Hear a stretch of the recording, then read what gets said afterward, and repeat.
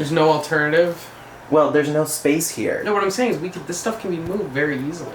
Out of frame. No, because then I would have to move the camera. No, you wouldn't. Yes, I would. Because how are we going to move this if the camera's in the way? It's fine.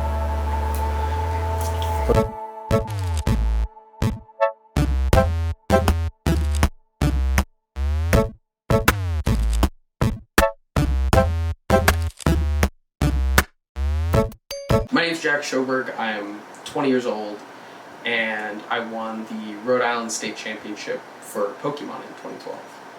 I was first introduced to competitive Pokemon when my dad and I decided to go to a Pokemon Regionals tournament. We had been going to a casual sort of weekly meetup at our local game store for a while, and we decided, well, look, it's like a card game, we can try it out competitively, we can go for fun. And I actually wound up getting second at that event, and that was sort of when we just went headlong into it, because second at a regionals is a really huge deal.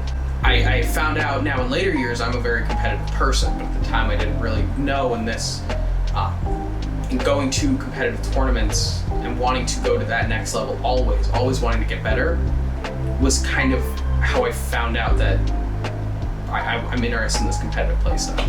So this was the deck that I made when I was first starting out at Pokemon League. So this is like a secret rare, which is cool, so that's why it's gold. This card would discard, this evolves from the Vulpix, so then you would discard the fire energies to draw cards. So you would load up with all the fire energy in your deck, then draw. And then you would also have this guy as like your damage dealer, where he would deal 10 more damage for every fire energy attached to your Pokemon.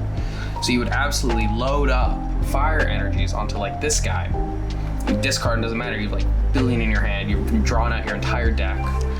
And so that was the first deck I ever made. So I played a bunch of smaller events called Battle Roads. Won a few of those, got semifinals. There's a limit on how many you can actually win for qualification points for the World Championships. But I performed in those, and then I won a city tournament, had a couple semifinals there. And then after cities, states rolled around, and I got, I believe, one semifinalist, and then I won the Rhode Island State Championship. I remember pretty distinctly how I won my state tournament.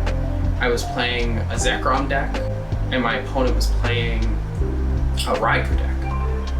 And she actually made I remember very vividly, she made a misplay.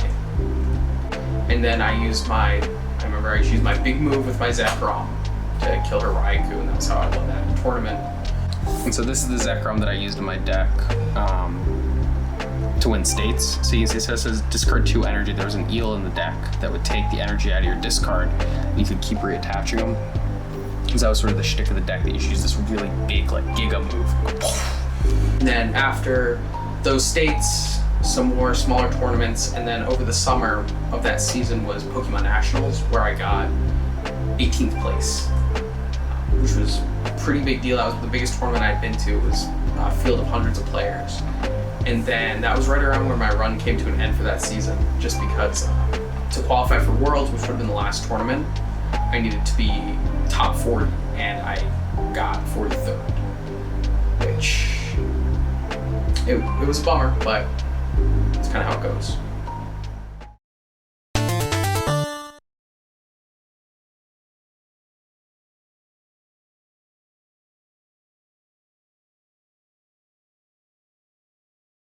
This is the Mewtwo that the kid beat me with at Nationals. He ran 4 of these in his deck. Little bitch. Oh, and this is the Hydreigon that I played in my Nationals deck, actually. How many cards would you say you have in total? After cutting down the collection, probably only a couple thousand.